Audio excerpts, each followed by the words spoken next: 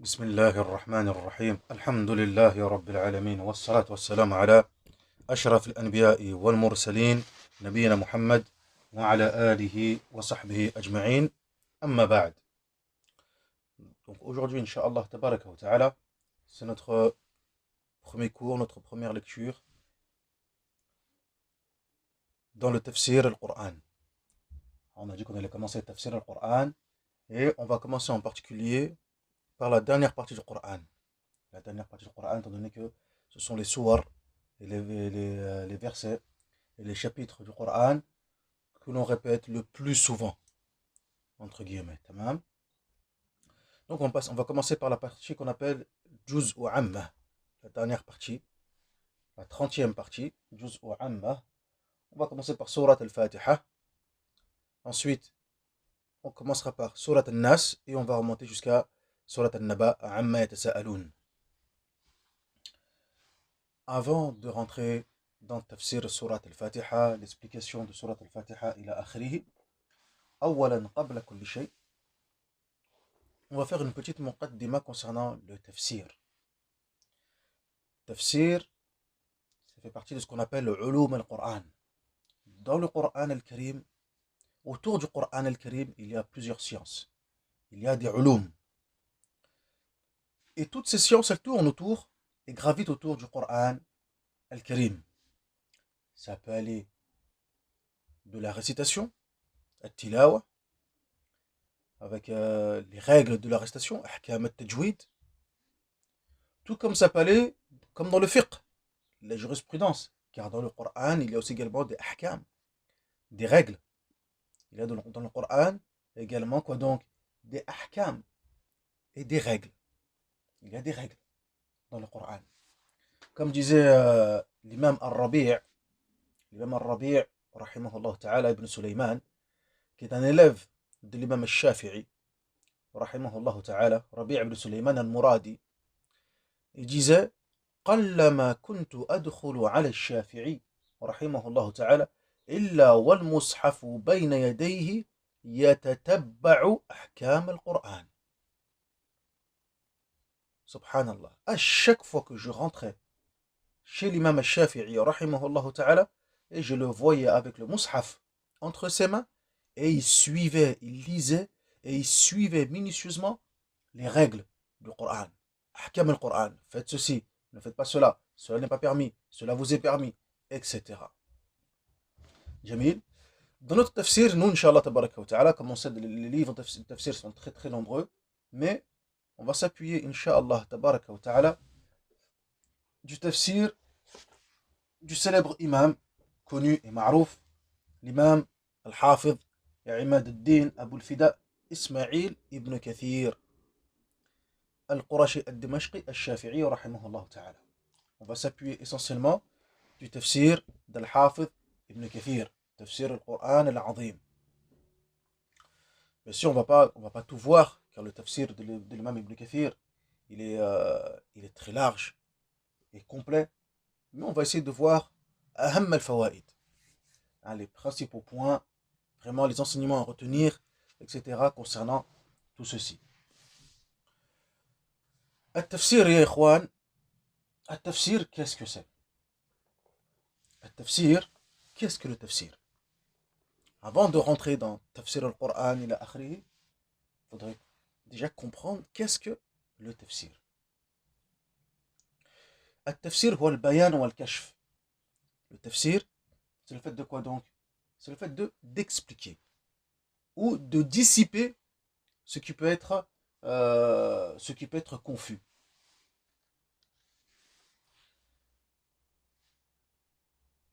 هذا هو التفسير. Et lorsqu'on parle de tafsir al-Qur'an, comme l'a dit Al-Asbahani, rahimahullah, c'est quoi donc? C'est kashf ma'ani al-Qur'an wa bayan al-murad. Kashf ma'ani al-Qur'an wa bayan al-murad. C'est dévoiler l'essence du Qur'an et expliquer ce qui est voulu à travers ses sens. Ou encore une définition encore plus complète, celle de l'imam al-Zarkashi, rahimahullah ta'ala, qui dit علم يفهم به كتاب الله المنزل على نبيه محمد صلى الله عليه وسلم وبيان معانيه واستخراج أحكامه وحكمه واستمداد ذلك من علم اللغة والنحو والتصريف وعلم البيان وأصول الفقه والقراءات ويحتاج لمعرفة أسباب النزول والناسخ والمنسوخ. Allahu Akbar. Donc là on a une définition complète de ce qu'on appelle التفسير. Tafsir al-Qur'an. Donc on a vu que le tafsir dans la langue arabe, le lugha, signifie quoi donc? Expliquer, dissiper ce qui peut être confus. Et ici, qu'est-ce que cela veut dire chez les mufassirin, chez les gens du tafsir? Lorsqu'on parle de at-tafsir, cela signifie quoi donc? C'est une science à travers laquelle on va comprendre le livre d'Allah Azza wa Jal, qui a été descendu sur son prophète Mohammed sallallahu alayhi wa sallam, et expliquer les sens. Et aussi également démontrer et déduire les règles et les sagesses qui sont contenues dans le Coran. En s'appuyant pour cela de la science de la langue arabe, avec tout ce que la science de la langue arabe contient, comme grammaire, comme conjugaison, comme l'éloquence, la rhétorique, etc. Les fondements de la jurisprudence, usul al-fiqh, la science des lectures, al-qira'at, et il a besoin pour cela de connaître les raisons et les causes de la révélation, ce qu'on appelle asbab al-nuzul, wal-nasikh wal-mansoukh, ce qui est l'abrogeant et l'abrogé, ce qui a été abrogé dans le Coran, et l'abrogeant qui est venu abroger ce qui a été abrogé dans le Coran. Donc vous avez vu tout ça là, ça gravite autour de quoi? Autour du tafsir, autour de ce qu'on appelle ilm al-Qur'an. Subhanallah. Vous vous imaginez? Al-tilawa, la récitation avec tajwid, etc. Ilm al-qira'at, la science des lectures, qui est une science ça aussi. Les différentes lectures du Coran et tout, etc. Tamam. La connaissance des causes de la révélation. Asbab al-nuzul, les causes de la révélation, qui est une science elle aussi. Al-nasikh wal-mansoukh, l'abrogeant et l'abrogé, qui est une science elle aussi. Les fondements de la jurisprudence, usul al-fiqh, qui est une science elle aussi à part entière. Ilm al-bayan, la science de l'éloquence, la rhétorique, etc., qui est une partie de la langue arabe, ça aussi également. La grammaire, al-nahu, ilm al-lugha, etc. Tout ceci gravite autour de Al-Qur'an et l'explication des sens du Qur'an. Subhanallah.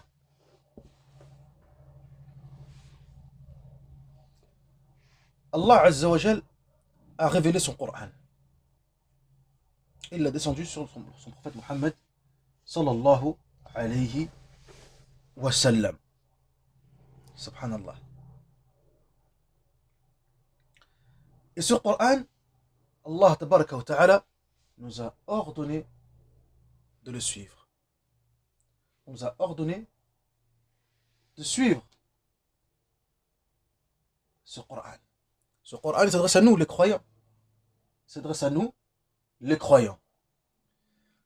Donc il nous incombe, pour pouvoir mettre en application ce que Allah tabaraka wa ta'ala veut de nous, il nous incombe de quoi? De comprendre ce que nous lisons.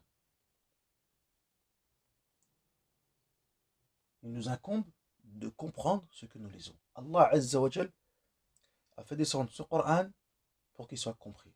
Et il a envoyé son messager, Muhammad sallallahu alayhi wa sallam, pour que ce dernier l'explique. Pour que ce dernier l'explique. Comme dit Allah dans le Coran, في سورة النحل, لِتُبَيِّنَ لِلنَّاسِ مَا نُزِّلَ إِلَيْهِمْ, afin que tu expliques aux gens ce qui leur a été révélé. Allah tabaraka wa ta'ala n'a pas envoyé de messager sans que ce dernier parle la langue de son peuple, afin qu'il leur explique. وَمَا أَرْسَلْنَا مِنْ قَبْلِكَ مِنْ رَسُولٍ وَمَا أَرْسَلْنَا مِنْ رَسُولٍ إِلَّا بِلِسَانِ قَوْمِهِ لِيُبَيِّنَ لَهُمْ. Nous n'avons point envoyé de messager, si ce n'est un messager qui parle exactement la même langue que son peuple, afin que ce dernier puisse leur expliquer. ليبين لهم. تمام. طيب يا إخوان الآن comment aujourd'hui je peux comprendre الخطاب, le discours. Est-ce que Allah Azza wa Jal nous ordonne 6 mois déjà, je ne cherche pas à savoir et à comprendre l'essence et ce qui est voulu. Donc يجب علينا أيها المسلمون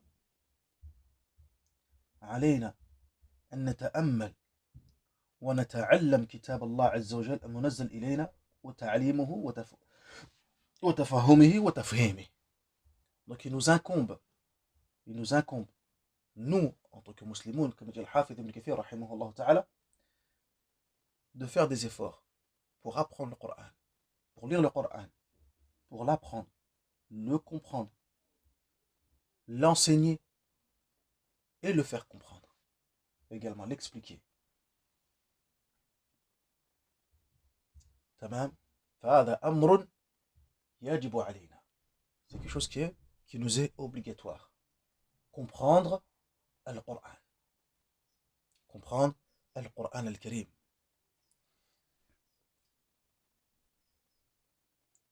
Allah dans le Coran, qu'est-ce qu'il dit?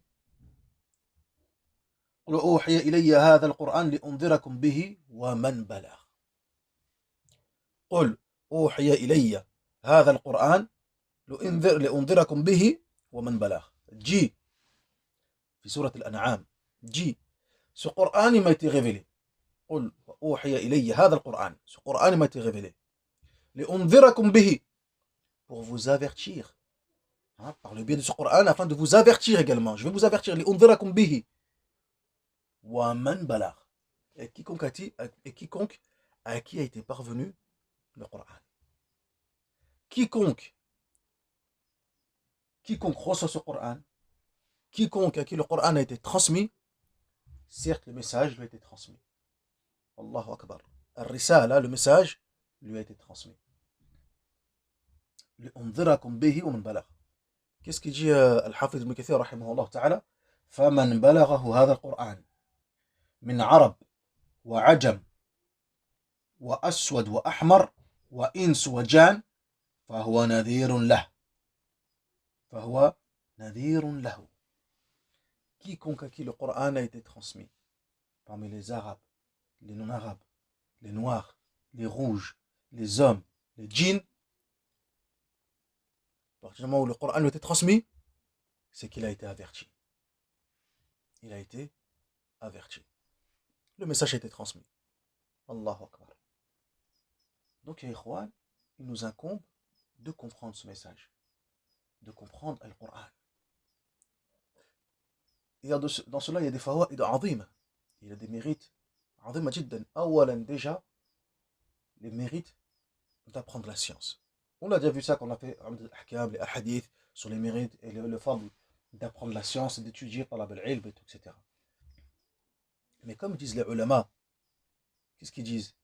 Ils disent, et les mérites d'une chose, dans les mérites de la science, le mérite aussi s'ajoute à quoi donc? Au mérite de la science qu'on cherche à acquérir. Et la meilleure des sciences, c'est quoi donc? Ilm al-Qur'an. Tout ce qui est autour d'Allah, tabaraka wa ta'ala, est la meilleure des sciences. Ilm al-Tawhid, qui concerne le droit d'Allah, azza wa jal, et ilm al-Qur'an, qui est le kalam d'Allah, tabaraka wa ta'ala. Toutes ces choses, min afdal al-ulum, ou min ashrafiha. Toutes ces choses-là font partie des meilleures sciences à acquérir. Et les plus nobles. Tout ce qui est en rapport avec Allah, subhanahu wa ta'ala. Son droit, le fait de le voir un culte exclusif, sa parole, le Coran, comment rester le Coran, etc. Et ici, qu'est-ce qu'on essaye de faire? On va essayer de faire, incha'Allah, tabaraka wa ta'ala, à travers les propos de cet imam azim, l'imam al-Hafidh ibn Kathir, rahimahullah ta'ala, de comprendre un peu plus kalam Allah, tabaraka wa ta'ala. Kalam al-Bari, subhanahu wa ta'ala. Tamam. Et aussi, ça permet de quoi donc? De comprendre ensuite par la suite ce que nous récitons. Et ça a un impact dans nos cœurs. Lorsque l'insan il comprend il récite un verset, yatadabbar, il médite sur ce verset. Il comprend le sens du verset. Il comprend le verset où est-ce qu'il a été descendu, où est-ce qu'il a été révélé. La cause pour laquelle il a été révélé. Les règles qui en découlent de ces versets. Ya Jabbar, hada lahu ta'thirun azim jiddan. Ça a un impact. Et il y a un effet énorme dans le cœur du abd. Dans le cœur du abd. فهذا أمر مهم جدا. Ça c'est quelque chose qui est très très très important. طيب. جميل.